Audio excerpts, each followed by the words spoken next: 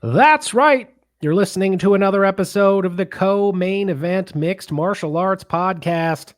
I'm Chad Dundas. That's Ben Folks. We're both longtime MMA journalists, and for the last 13 years, we've been meeting here every week to break down all the action in the wild, weird, and occasionally wonderful world of mixed martial arts.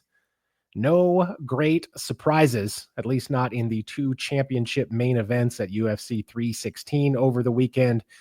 I guess unless you count the sheer dominance of the winners, even though that was something we all knew was coming, with Merab Dvalishvili retaining his title over Sean O'Malley with a third round submission, and then Kayla Harrison taking the title from Juliana Pena via a second round submission in your main event and co-main event. We're going to spend this show breaking down those two fights. We got some listener mail coming up for you at the bottom of the hour, and we will get into some fun stuff, I'm sure. Ben, I wanted to start here, and that is, if you are an opponent of Merab Dvalishvili at this point, I don't know what you're supposed to do with this guy. Yeah. I hesitate in this sport to use the word perfection, because God knows somebody's going to come along and beat this guy at some point.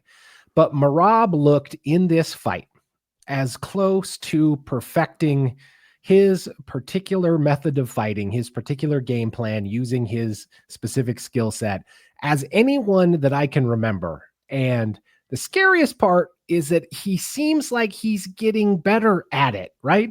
Merab's not just going out there to try to take you down anymore. He's using the threat of his wrestling to freeze your offense, to keep you moving, to keep you on the defensive, to tire you out, and at this point, frankly, to open up his own striking game.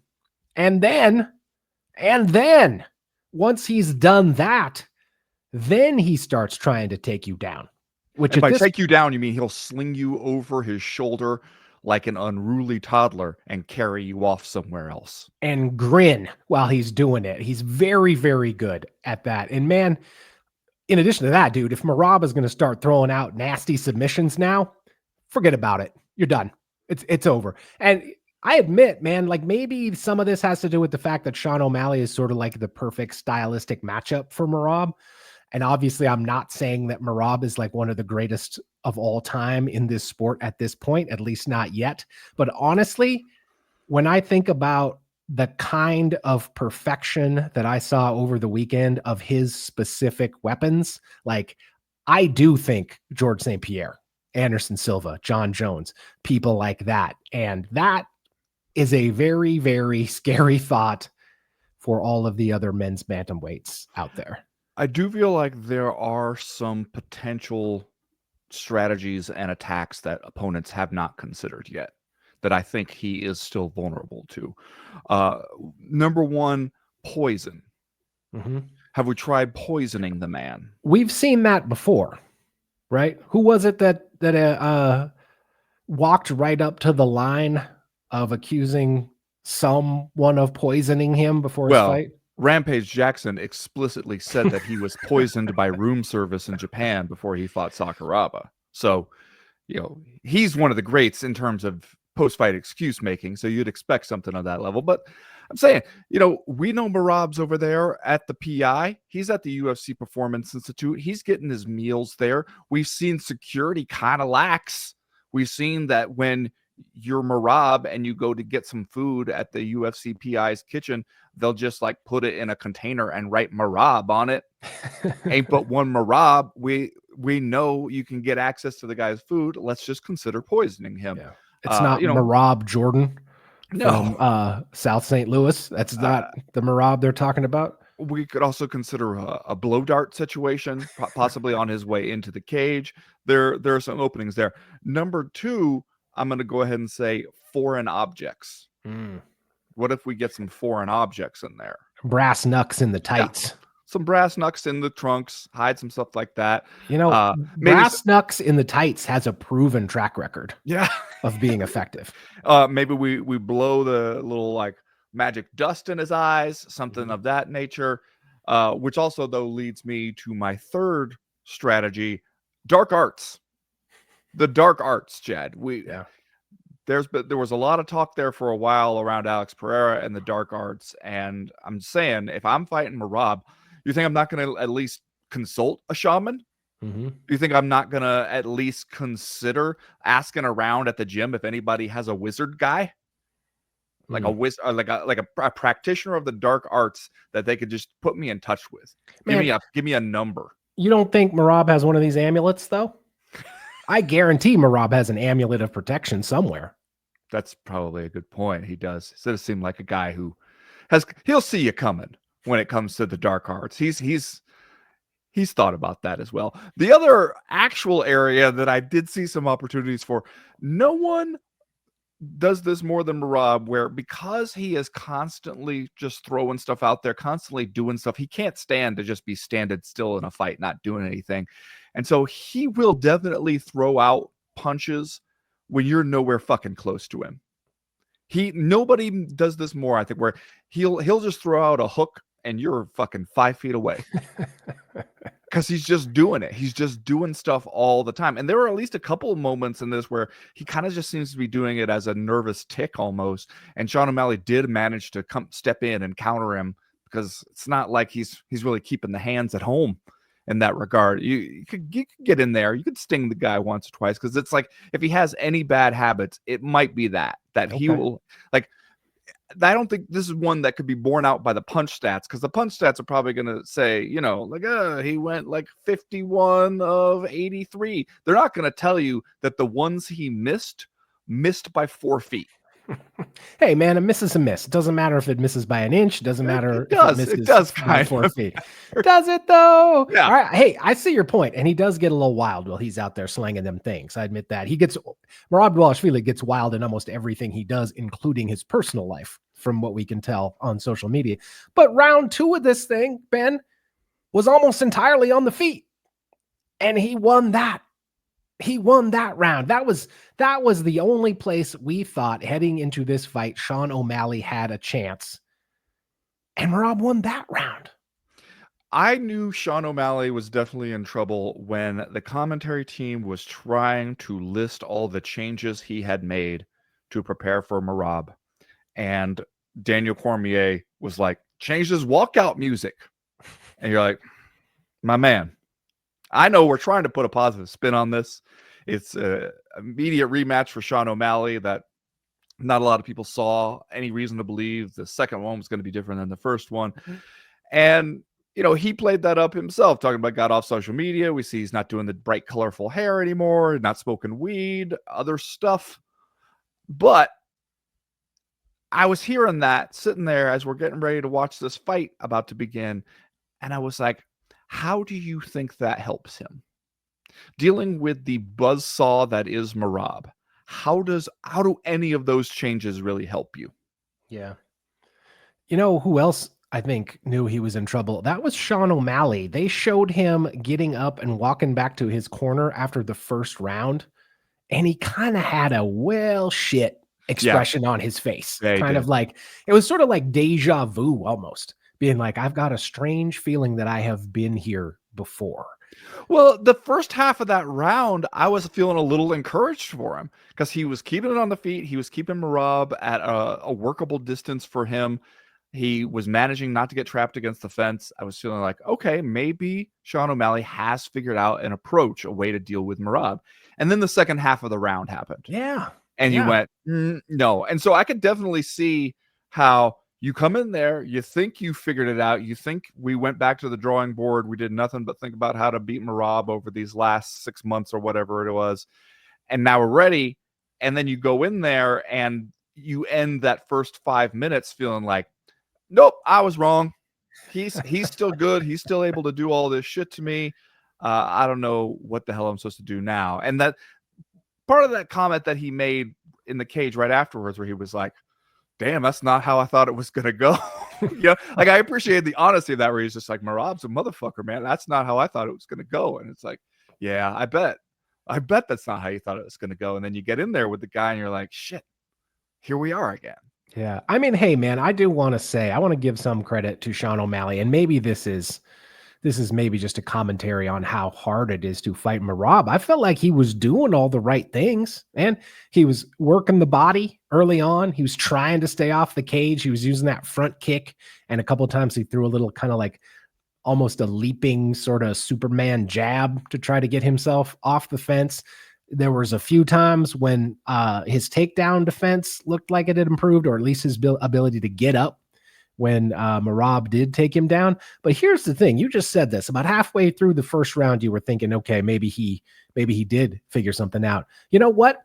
Go ahead and have 2 good minutes against Merab. Yeah. Go ahead and have 2, maybe even 3 good minutes against Merab in a round, because if he takes you down with 3 minutes left on the clock or 2:30 left on the clock, he is going to never stop working from that position.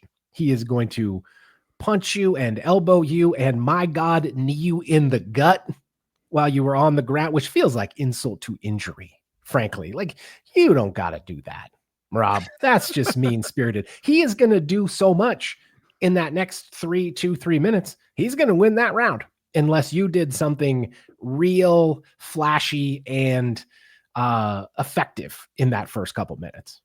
Well, he also, his game is built so much on takedowns, the threat of takedowns, and just the frequency of the takedowns, that he does not really ever seem to get discouraged. If you get up, fine.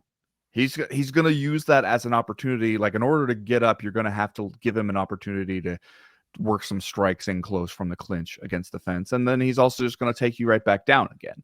And so it's like his strategy is so much built around the ceaseless wave of offense that is coming after you, that you are going to have to spend so much time defending against, and you're not going to get to do any of your stuff. And so, like, that makes him really difficult to deal with, because it's like, how do you get a chance to do what you want to do if you can't make the guy back up off you for a minute? Like, that's the feeling you start to see guys. It started to happen to Umar. You could definitely see it happening to Sean O'Malley in both fights, where there's a sense of them just being like, will you just fucking give me a second? Like, will you just back up for a second and just like give me a chance to go to work here? And he doesn't. He never, ever does. He just keeps coming after you. Frankly, the best chance Sean O'Malley might have had in this one was if the people who fell out of the goddamn bleachers had landed on Merab on his way to the cage. This is I don't the know why we second can't time stop that from happening. Yeah, this is the second time that's happened, right? What are we doing? What are we doing, UFC? Have somebody go over there and check the bolts or something before we get the fighters to walk out. Yeah. That was one, like, especially because it was like something weird happened. You see the camera kind of move suddenly, and the first place my brain went was Merab's going after somebody in the crowd. Because he will.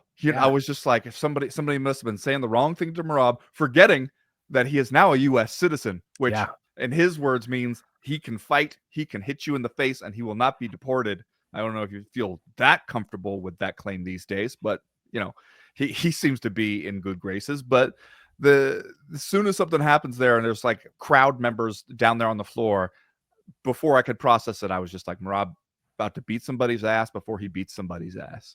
I will say UFC security got him out of there faster than the Secret Service got the president out of there when someone shot at him. Like, that made UFC security look very professional as far as I was concerned. Maybe it's because they have a lot of bleachers collapsing experience, but they were sort of like immediately got Merab down the aisle into the cage, which I thought was actually good for them, I guess. Can you imagine how embarrassing it would be if you suffered a serious injury during a UFC bleacher collapse, and then you have to go and tell friends, family, coworkers, like, oh, I'm gonna be laid up for a while, you guys. Bleachers collapsed on me at the UFC event in Newark this weekend. And you could feel everybody's estimation of you going down. Insurance is going to be like, you shouldn't have been there in the first place. Where was it? Newark? No, denied. You know what happened to Merab? He stopped drinking and stopped smoking weed. That's how he got this cardio. I'm still not stopping. I don't care. Well, he did say, the Merab post-fight interview is almost as relentless as the Merab fight. Like, it is the same will you just back up off me for 1 second feeling that you get when he is actually fighting. And he's going to go and say, man, he stopped doing all the garbage, stopped smoking weed, stopped drinking alcohol. But then as a caveat, in the midst of his water falling word salad, he is going to say, I know some people have medical conditions and they have to smoke the weed, and that's fine. But he's going to say, if you want to have the monster cardio, that's all you got to do. I don't know if that's all you got to do. Well, and working hard, brother, every day. Well, there you go. That's where you lost me. What if my medical condition is being bored AF? Yeah. Does Merab see that as a fair use case? Will Merab give you a prescription for the green at Can that I get point? a TUE?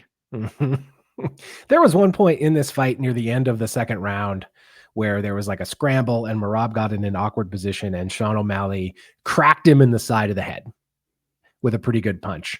And Merab just turned around and grinned at him. And I was like, God damn it. Like, this thing's over. It was over after the first round, but like when I saw that, I was just like, no, open the cage door, let him out of there. Well, and it was like a deft choke that he pulled off there. Yeah. Because he basically, you're not really expecting it from Merab. I think it was his first submission in the UFC, right? I think the last time he submitted somebody was back when he was the champ of like Ring of Combat in New Jersey. And he goes for that kind of guillotine from the front headlock. And your instinct is to think like, okay, he's using this for a positional advantage. He does not actually intend to stick with this. And Sean O'Malley does the thing we've seen so many people do when they get into a guillotine where they feel like, okay, this is enough of a threat, I have to address it. And he goes to his back to try to relieve the pressure. And then Merab just basically turns it into a north-south choke immediately. And then you're screwed. What the hell are you supposed to do? I mean, if he's adding stuff like that to his game, look out. Although I do appreciate how the timing was a little off, where Merab's in there in the cage. Somebody must have told him in the headsets, hey, let's make sure we got a camera on Corey Sandhagen. I know we got to have the dedicated Trump cam at all fucking times that we cut to as if it fucking matters. But then we also, let's make sure we have a camera on Corey Sandhagen so we can cut to give people an idea of where we're going next. And they cut to it while Bruce Buffer is in there on some and still shit. And we're cutting to Corey Sandhagen just standing there looking like a fucking teenage skateboarder who's about to ask you if you wouldn't mind buying him and his friends a 12-pack of natural ice. I felt bad for Corey Sandhagen because he was standing out there trying to look tough. He was trying to have he had a little hat on, his little t-shirt and stuff. And you're like, bro. He was trying to do his I'm a fighter in the crowd glaring at my next opponent. And it's like, not even he believed it. He just watched Merab destroy Sean O'Malley over a few rounds. I could see behind his eyes that he didn't even believe it. I was wondering how many people are in the arena looking at the Jumbotron at the moment when they, at a weird time, cut to Corey Sandhagen, even knew who that was. Are they going like, what is that, one of the Nelk boys? Like, what the hell, who the hell is that? And then when they asked Merab, he's like, yeah, sure, that's great. Like, let's do that next. That's fine. He seems like a nice guy. Let's go ahead and have a fight. And you're like, yeah, I guess you might as well do that. Can you imagine, though, being Corey Sandhagen? You're leaving the arena. You feel like, okay, everybody seems to be kind of coalescing around the idea that I got next here. You're going back to the hotel. You get back to your room. You scan your little key card. You get in there. You take your stuff out of your pockets, set it down, a little glass tabletop in your hotel room. You sit on the edge of the bed and you go, well, I don't know what we're going to do there. Yeah. I guess I'm glad that I'm getting what I wanted. I'm getting the title shot. Not sure what our game plan is going to be, honestly. Dana White mentioned an Umar rematch this week. Get the fuck out of here. Which I didn't totally understand, but I think you got to go with Sandhagen at this point.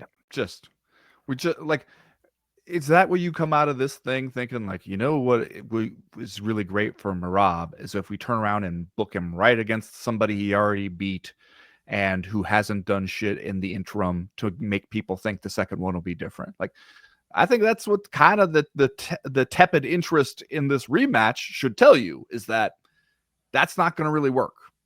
You got to give us something new. And you've got Corey Sandhagen standing right there in his Teenage Mutant Ninja Turtle shirt or whatever he was wearing, then just throw him in there. If we got Sean O'Malley a box of ice cream bars and like one of those big plastic jars of protein shake creatine that you can get at the GNC or whatever, can you go to featherweight? I mean, he could go there. He could go. What's going to happen when he gets there is the question. Because, well, if he's been doing the creatine, all right, who knows? Yeah. I mean, I think that it's probably career-wise a good idea for him, because if he stays around at bantamweight at this point, you're probably not going to get another shot as long as Merab's champ. Merab might be champ for a while. Starting to look that way. You have, a lot of other the matchups that you've already had in the division kind of rule out certain people, or the matchups that you haven't had yet are kind of bad matchups. If you stick around and they want to put you versus Umar next, that's bad. That's a bad matchup for you. So 45, you at least get the clean slate, a little bit of the fighter's false friend, perhaps, because how many times we've seen guys, they get used to being, I'm the taller, lankier guy, and I have good power. And if you go up a division, you're no longer quite as tall and lanky compared to those other guys, and your power doesn't always translate. So that could be an issue. And it's not like there aren't guys at featherweight that know their way around some wrestling. So that same shit could happen to you. But I would think it's at least worth a shot to kind of reinvent yourself up there. Yeah, that's what I think. That's what I think too. Remember, you're listening to the Co-Main Event podcast proper. This show drops every Tuesday afternoon for free in your timelines and your podcast libraries. But if you want even more of the Co-Main Event, you can find Ben Folks and myself all week over on Patreon.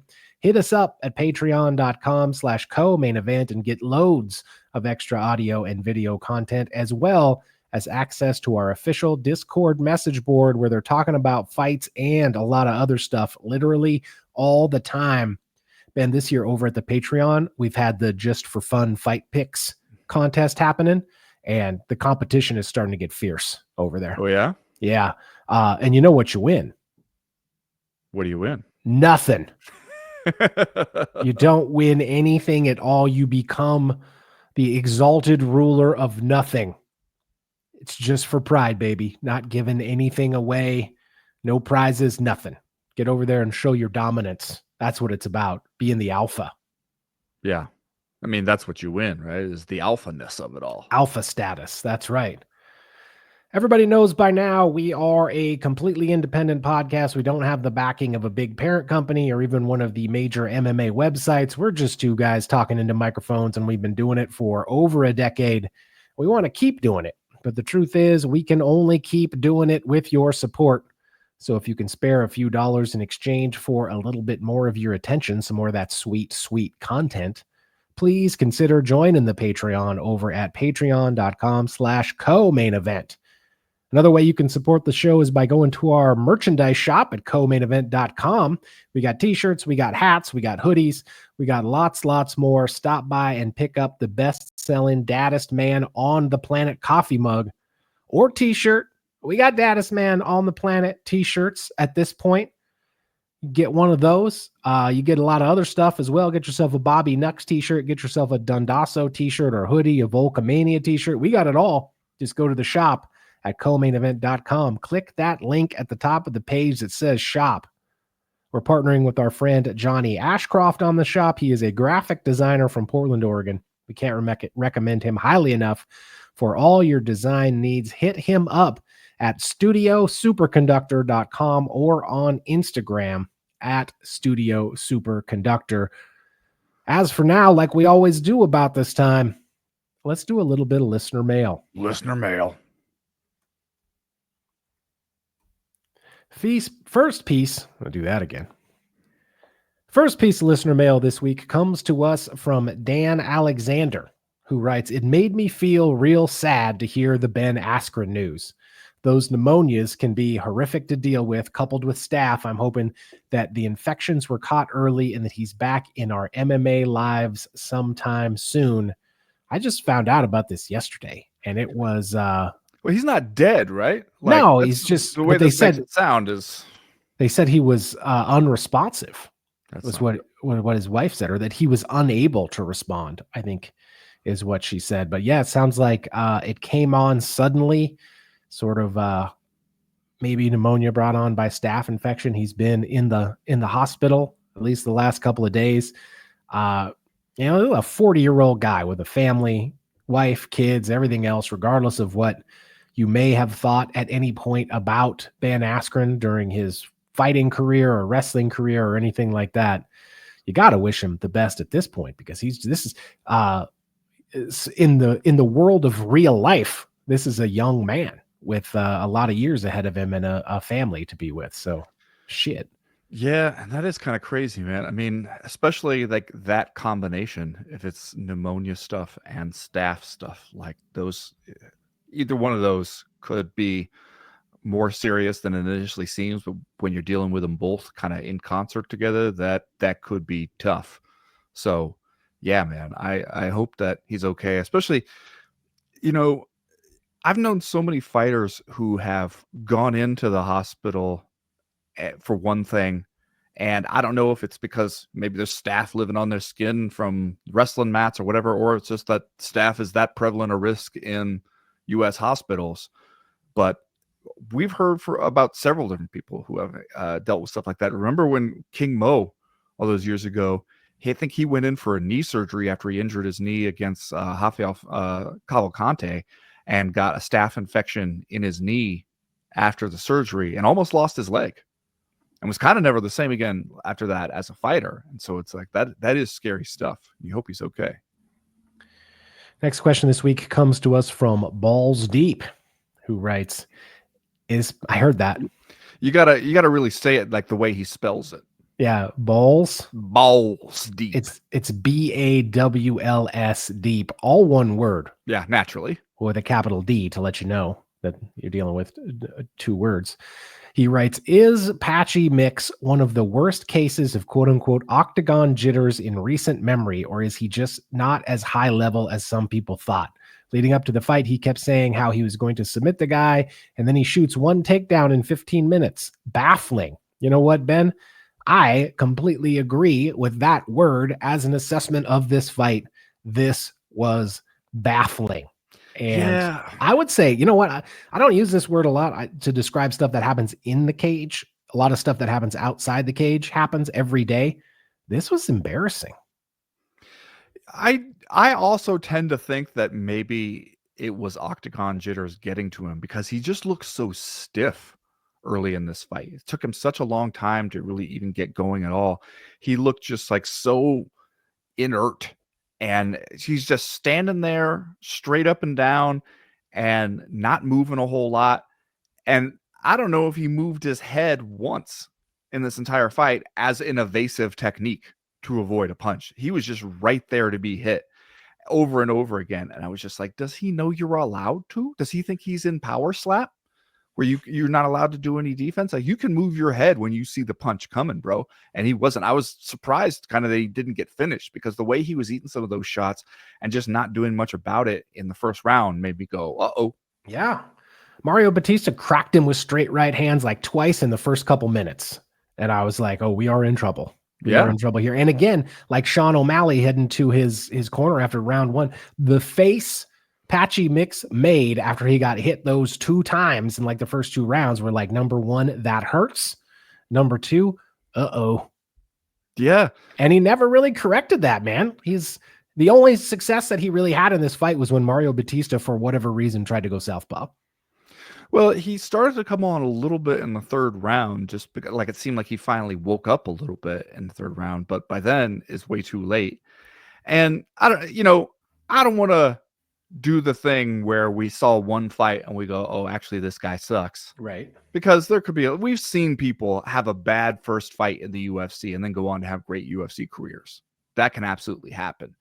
But this was not a great start. Not a great start at all.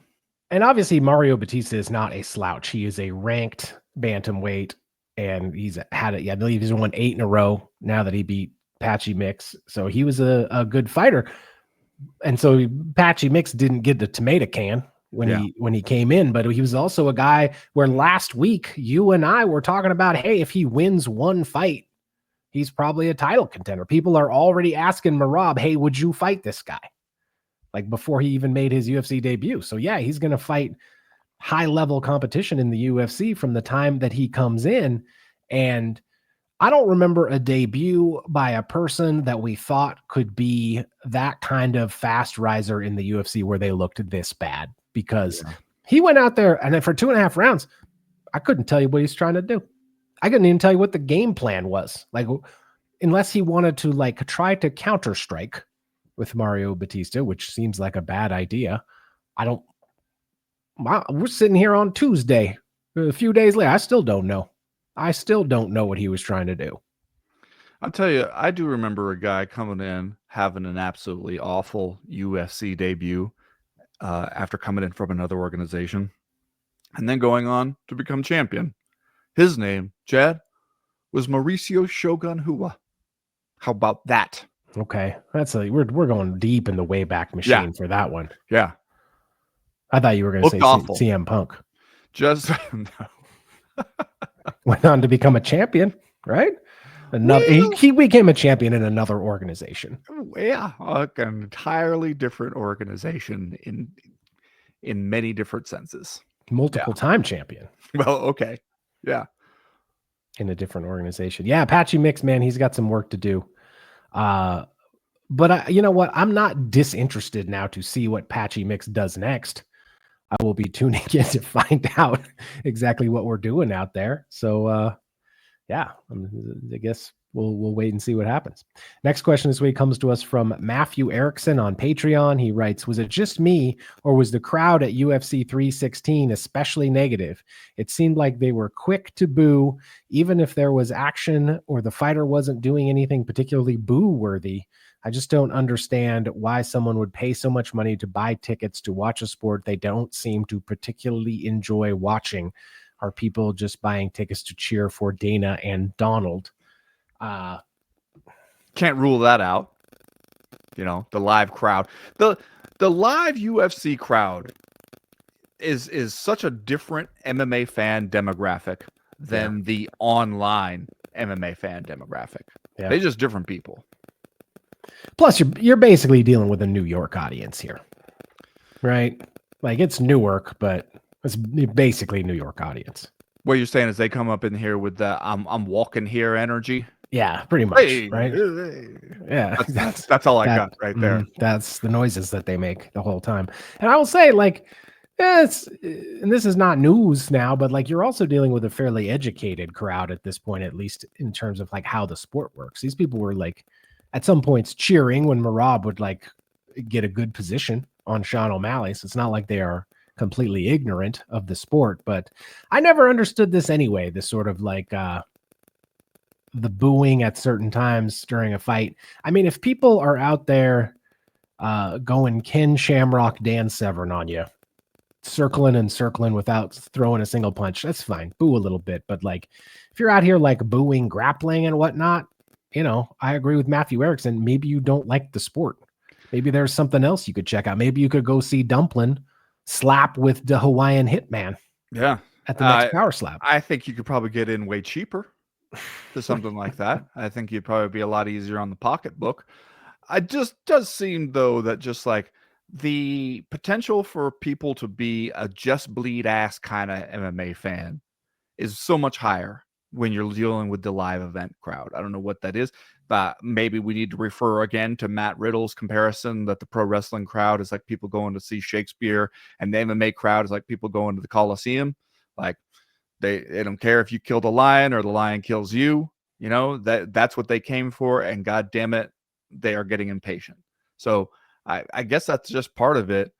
It just like, it is a little bit strange. Like there's a lot of cognitive dissonance that you are going to face as a thinking fight fan watching a UFC broadcast these days. Yeah. That's part of it. Crowd reaction can sometimes be part of it. Sometimes commentaries, the guys on the commentary will sometimes just be saying shit that is not happening. At one point they said I think it was going into the third round, they said the momentum is starting to swing the way of Sean O'Malley. Is it? And I was like, what the fuck are you talking about? I think it was because round 2 had been on the feet. They will straight up tell you that the rules say something that they don't say. There's all that kind of stuff. And then, of course, there is the just relentless brown nosing of Donald Trump that happens constantly, both from the commentators and actually from the fighters. It's still, you would talk about some cognitive dissonance. Kevin Holland jumped out of the cage, went over there, shook hands with Trump, then got back in the cage and started talking about Muhammad Ali.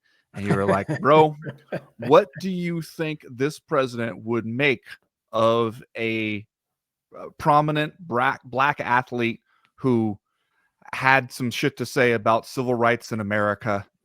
And like, can you imagine the tweets? Can you imagine the tweets about Ali? I tell you what, I don't think he would have been in support. I don't think the two of them would have been seeing eye to eye. And if you can't tell that, then I don't know what the fuck is wrong with you, man. Every other word would be in all caps. Yeah. In the Trump tweets about He'd Ali. be threatening to deport him. He'd be threatening to deport him right now if Muhammad Ali were a prominent black athlete today, standing up for the kinds of issues he stood up for back then. Mixed response, I noticed, when a couple of fighters mentioned him on the mic, though. And I don't know, again, are you dealing with a New York crowd? Or, you know, what exactly is going on? Nobody hates Donald Trump the way they hate him in his hometown. Yeah. Remember, when he ran for president the first time, the people who were the most mystified were the New Yorkers. They were like, oh, this fucking guy. Huh? Yeah. This is the fucking guy. See, that's what I have. Those are the noises. Yours is not bad, honestly. I mean, can you imagine if he showed up at a Knicks game? Not the same reception. Yeah. The other thing though too is that, ain't it funny how just like a couple months ago we were watching where it's like Donald Trump walking out and he's got Elon Musk with him and everything.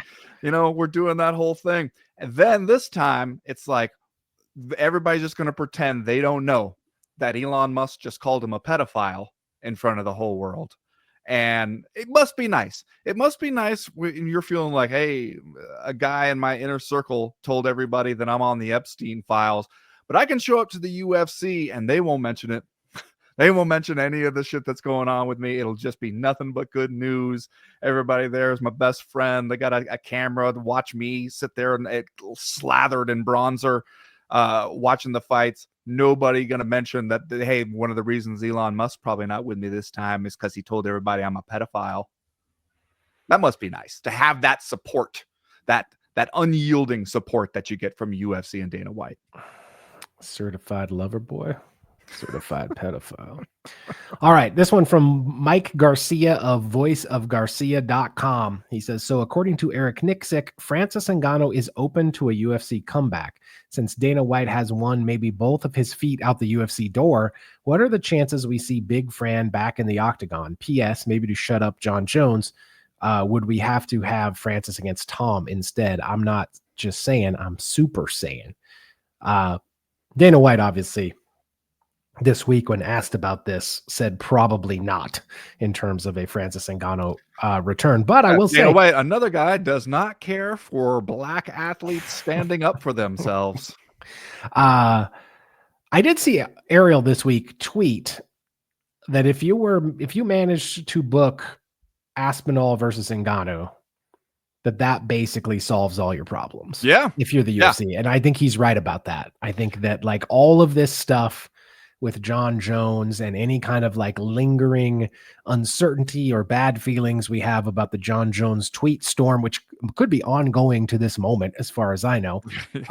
Best to assume it's always happening. If Francis was going to fight Tom Aspinall, like all of that goes away. Yeah, no, it would solve all the problems because, for one thing, it was just hilariously disingenuous for Dana White to show up at the press conference afterwards.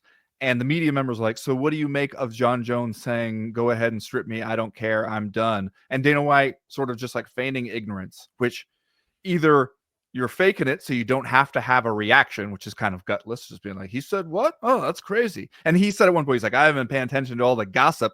That's not gossip, bro. That is your UFC heavyweight champion just straight up telling people where he stands on this. That's not gossip. That's not secondhand information. That's coming from the guy. And he's a guy who we damn well know at this point operates his own Twitter because no one else would operate it like that.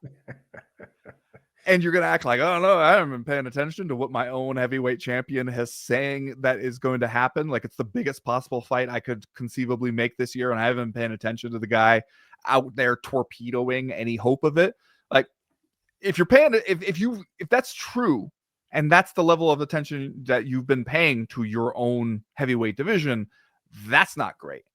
And to do that for one thing and be like, yeah, I don't know, John Jones said he would fight Tom Aspinall. When? Because we've never heard him say it. He said a lot of stuff about Tom Aspinall and about what he thinks his future is. He said a lot of stuff at this point. You've heard me say, Chad, the one thing we haven't heard from John Jones is, I'm going to beat Tom Aspinall's ass. He's never said it. He doesn't want to do it clearly. But if you did manage to book Francis Ngannou, say, Francis isn't going to come in here and do this bullshit where he gives you a 6-fight deal and you get to lock him down indefinitely. If Francis came back, he'd probably give you a 1-fight deal or something, or you'd have to at least agree to let him have the contract flexibility to go do boxing. All this shit where the UFC is like, if we can't own you entirely, it's not even worth our trouble to make millions of dollars off of you. But if you did book that fight, you book Francis Ngannou versus Tom Aspinall. Hey, John Jones already said he doesn't want to be heavyweight champion no more. We go ahead, we strip him. We have the lineal heavyweight champ, who is still Francis Ngannou, walked away with the belt. The lineal heavyweight champ versus Tom Aspinall, the guy everybody sees as the coming man in the division. The two of them fight to determine who is the real heavyweight champ. You could easily make the argument that, like, John Jones's title is not as legitimate as the one Francis Ngannou would bring with him. And whoever wins there, you can do business with that guy. Plus, what would happen if you book Tom Aspinall and Francis Ngannou. People would get so fucking pumped for it, they would forget John Jones even existed. They'd be like, ride off into the Thai sunset on your motorbike, John Jones. We do not care anymore. We're so excited about this one. And John Jones would hate that. He would hate it, Chad. He'd be begging to get back in there and fight the winner. The quickest way, if you want John Jones back in the cage, would be to book that fight. Honestly, that's the quickest way to get it done. It's like, you broke up with this girl, you're not sure like if there's a future there or not. Get somebody else and show up down at the place where she likes to hang out. Let her see you with this woman on your arm, and she could be texting you at 2 a.m. that night. That's John Jones. He is that predictable. There's no way he wouldn't want to fight the winner, especially when he sees. You imagine how excited people would get for that fight? Shit. Demonstrating high value. That's what you're doing when you show up down the pub with your new lady. Would you be peacocking as well? Have a little feather boa on, maybe. Just be peacocking, or a top hat. Yeah, or just a ridiculous hat, looking like Prime Slash out in front of the chapel. Francis Ngannou about to be 39. Also, he will be 39 in September. So if you're the UFC, you might like your chances there of getting a Tom Aspinall win over Francis Ngannou. I love Francis, but man, he goes in there to fight Tom Aspinall and he's 39 years old. Yeah. He's still going to be able to throw those rockets out of his back pocket, but shit, man, that'd be a tough one, I think. And you know how the UFC loves to sell a fight, especially a heavyweight title fight, by just finding a dozen different ways to say these guys are both big. They're both really big guys, and they're gonna fight each other. Like, that's all it takes. They would love that. It would be a huge fight. Can you imagine if Francis came in and beat Tom Aspinall and then was the champion again, and you've got John Jones already saying he wanted to fight Francis Ngannou? I mean, for one thing, if he came back right now and beat Tom Aspinall and was the UFC champion again, you'd have to be like, Francis Ngannou, the best heavyweight in MMA history. Yeah, I probably would. Who would be better than him? Not Stipe. He sent Stipe to the land of wind and ghosts. Yeah, he did. Yeah, that's probably would. Next question this week. Well, Christian Raider, affiliate of the Backpack Boom app, Birmingham Boom Baps on Patreon, wrote in to say, after Merab and Sean's fight, I only have one takeaway. Jaying the Peen is the best base for MMA, confirmed. Yep. So thanks for that, Christian. Last question this week comes to us from that Devin Scott, who writes, MMA retirements never stick. We all know that. Most fighters retire the same way I quit drinking in college. loudly, emotionally, and then back at it 2 weeks later with zero shame and worse decision making. But when Amanda Nunes strutted into the cage to eyeball Kayla Harrison like a lion eyeing a particularly jacked wildebeest, I felt something, like real anticipation, the kind I haven't felt since Brock Lesnar stormed the cage with a can of Coors Light and unresolved trauma. So how fired the fuck up are you guys about a potential Nunes-Harrison showdown? Because if that's the next fight, sign me the hell up. I haven't wanted to come back this bad since GSP decided he wanted to humble an Englishman and bounce. We will answer that question coming up right after this.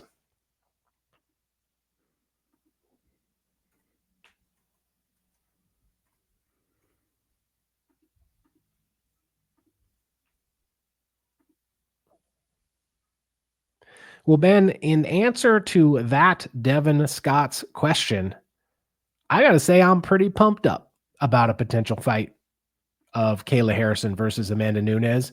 And it's been a long time, I think, since you were able to say that about a women's MMA fight in the UFC. This would be, or this is going to be, I guess, if we get it done and it goes off in the cage. This will be the biggest women's MMA fight we've had in quite some time. Yeah. And I got the same feeling when you watched Amanda Nunes walk into the cage, stand there face to face. You know, we don't need to do a grudge match storyline. There's no beef or anything that we need to contrive here. You just look at them standing there and you go, all right, here is unquestionably the woman who right now stands as the greatest female fighter in MMA history. In a way that, like, it's notable because we don't have a version of Amanda Nunes for the men's side of the sport. There's arguments all the time about who the greatest is. And the women's side, there's zero argument. You almost never find anything that people in this sport all just agree on as just a total 100% consensus. But they agree on that Amanda Nunes is the best who ever did it. And Kayla Harrison calling her out, you know, we got to have somebody go explain to security it's okay, go ahead and let Amanda Nunes up here, she's not just some fan, and you get her in there and you go like, yeah, this is the fight that if you could make that, you make it, and it's a huge fight, and you haven't had any of those in a real long time. But there's a part of me, Chad, that was just like, I really felt like Amanda Nunes did it as well as you could possibly do it. Yeah. In terms of being a 2-division champ, going out on top, going home to enjoy her family. She talked about dealing with some lingering injury stuff and nerve damage stuff. And there's a part of me that was just like, don't do it. I know you hear the sirens call, but don't do it, Amanda. I want to read to you a quote, Chad. This is from legendary boxing middleweight champion Stanley Ketchel. It's a cinch that anyone who sticks to the game is going to get trimmed. The whole thing is to know when to quit, and I notice that there isn't 1 in 1,000 who does. Now, that came to mind as I was watching Amanda Nunes, because I was just like, I can see why she loves the idea of this challenge. She'd probably been gone long enough that some of the injuries feel like they've healed. We see so many fighters who go through that, right? Because it's like, once you're not in there getting kicked in your fucking legs anymore, it's a lot easier to feel like, oh, okay, I feel better. I feel like I could still do it. You get a little rusty. It's been like a couple of years since she's fought, and you get a little older, but it also feels like your body starts to feel better. And a lot of people tell you, you get even better in your own memory. And so you think like, okay, yeah, sure, I'll get back in there and do it.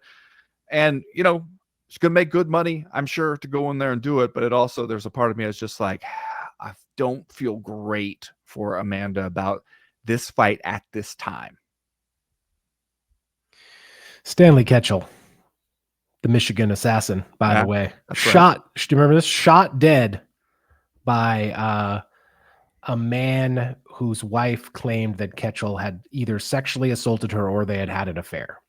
The reason that I had this quote handy, Chad, is because I have something coming this week on the short, violent life of one Stanley Ketchel.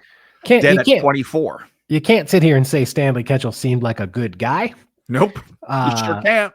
But you can say that he was tough as nails. Got a little froggy against Jack Johnson in their supposedly exhibition. They were supposed to go out there, have a little fun.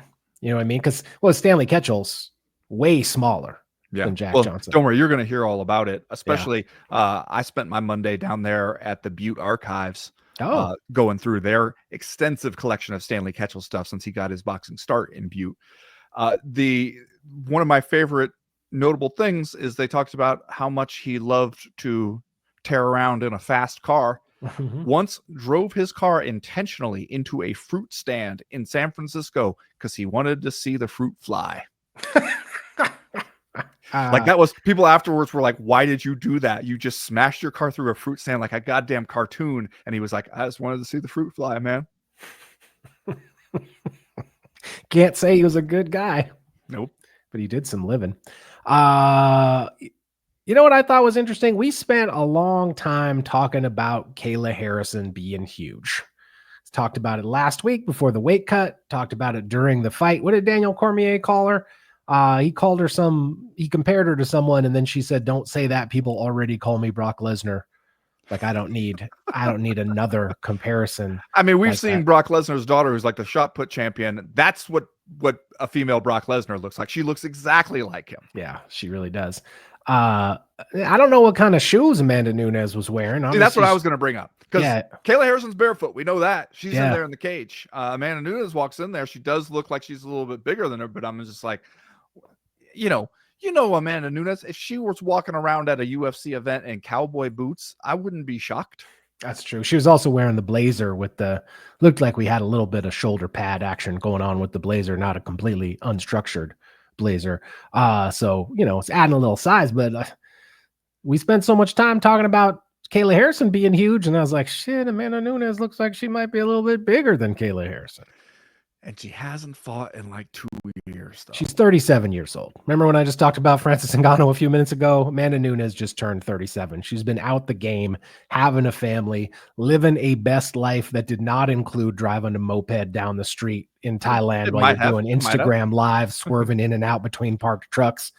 And now she's going to come back and fight Kayla Harrison at a time when we think Kayla Harrison is at the top of her game.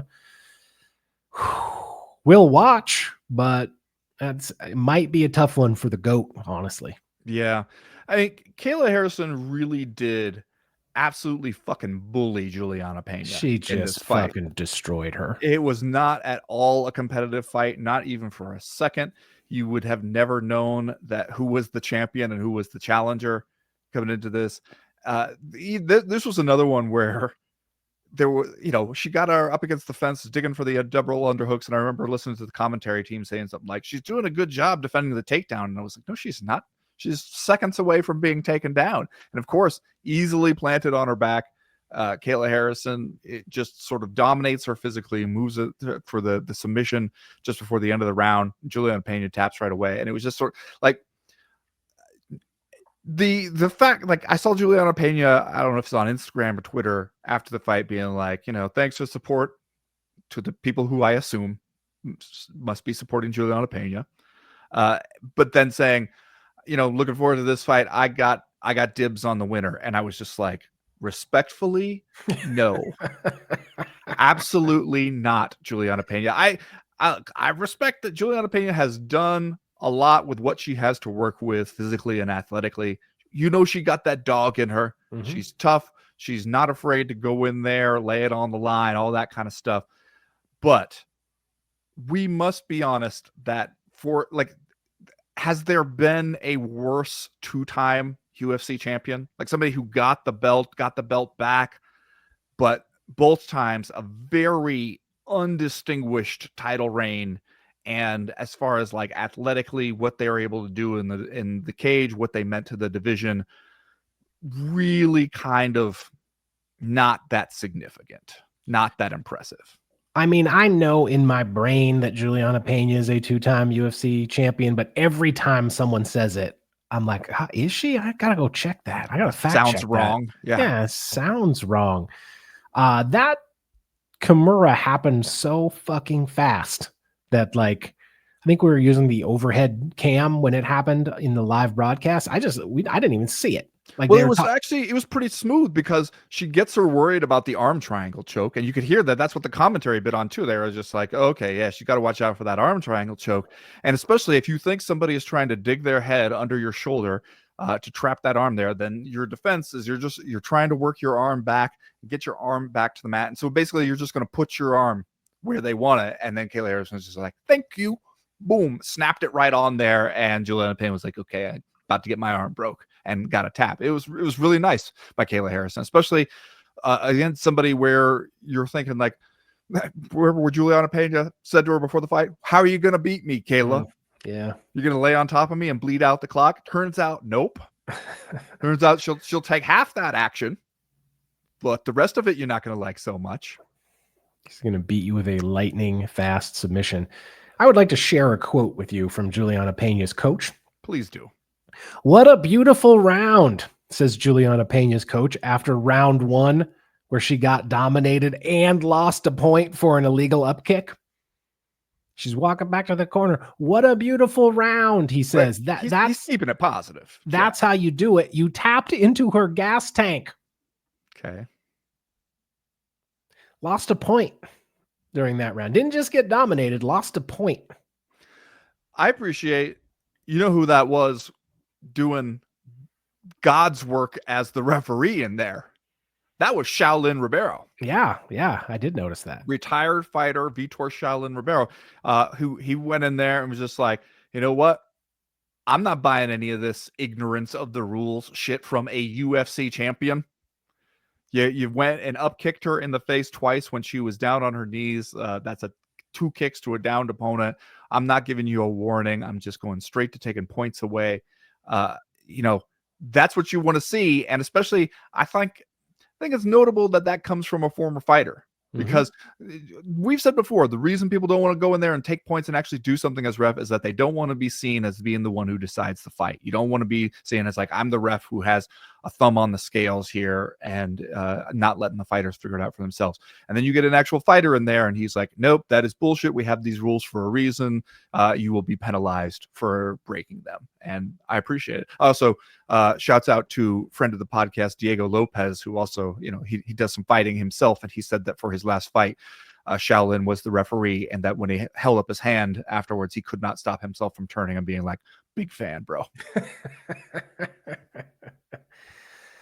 We've talked a lot about the Kayla Harrison weight cut last week. I was like, yeah, she looked terrible on the scale, but she's never missed it. So what are we talking about? Here is her quote in the post-fight interview in the cage. She says, on Thursday night, I wanted to quit. Only God can get that last pound off me. I can't do it. It's too hard. Now, we found out during this broadcast, if we didn't already know, Kayla Harrison loves God. Yeah. She and Juliana Pena, they did a lot of amening together. I believe they said at one point that she is homeschooling her kids and her kids are learning math from the Bible. Did they say that? I'd have to go check again, but I thought that's what they said. That's a weird thing to specify. Yeah, I know. Is this worrying though? Because she won the title. I don't know if you know this. She won the title on Saturday night. So now she has to make the weight all the times. Well, I will say, I said this afterwards, and I'll stand by it. There's like, we got one of those online petitions to strip John Jones. We should get one going to make it so that Kayla Harrison and Amanda Nunes can have themselves an open weight fight. We should have a come as you are fight, because we don't need the weight class for this one. We don't even really need the belt. What you have here is the GOAT of women's MMA against somebody who wants to be the GOAT of women's MMA. That's all you need. You don't really even need any divisions or anything. I would much rather if you just say like, hey, we saw them standing there next to each other. They're about the same size. Just have them show up healthy and happy and ready to fight, and let's do it. Because, man, it does seem like that cut to 135 is a killer one for Kayla Harrison. Yeah. I mean, I suppose if you wanted to have a weight, just pick one. Just be like, I don't know, 155. Let's do it there. Yeah. Why not? I think that's a great point. All right. I guess that is going to do it this week for the Co-Main Event podcast. Thanks, everybody, for listening. Remember, we're over on the Patreon page all week long. We'll be there tomorrow with the live chat, taking your questions, comments, and concerns. Thursday on Doing the Damn Thing, where we take a break from MMA and talk about other stuff we think might be of interest to you guys. And then on Friday, the Power Hour, get you involved and excited for this weekend's action. What is this weekend's action? What action we got? It's Usman versus Buckley. Yeah. Rose Namajunas on that card. Edmund Shabazian on that card. Cody Garbs. Cody Garbs is on this card, Ben. Oh, this is also where we're going to get to see Michael Chiesa versus Court McGee, a fight that if you told me has already happened 3 times, I'd believe you. Some old friends. Some old friends of ours are appearing on this card. So that makes me feel good. Paul Craig hopefully going to win and give us a post-fight interview that is unintelligible and yet very charming. That's going to do it for now. Hit us up, patreon.com/co-main event. If you do, we'll talk to you tomorrow. If not, we'll see you right back here next week. Thanks for the support, everybody. We appreciate it. As for right now, we are done. We are through. We are out. We go to the record here and check out Michael Chiesa. Just make sure he hasn't fought Court McGee. Make sure this wasn't on like an Ultimate Fighter finale undercard in 2015. I mean, this could be a trilogy. I believe it. They're finally going to settle one of the greatest trilogies in the history of mixed martial arts.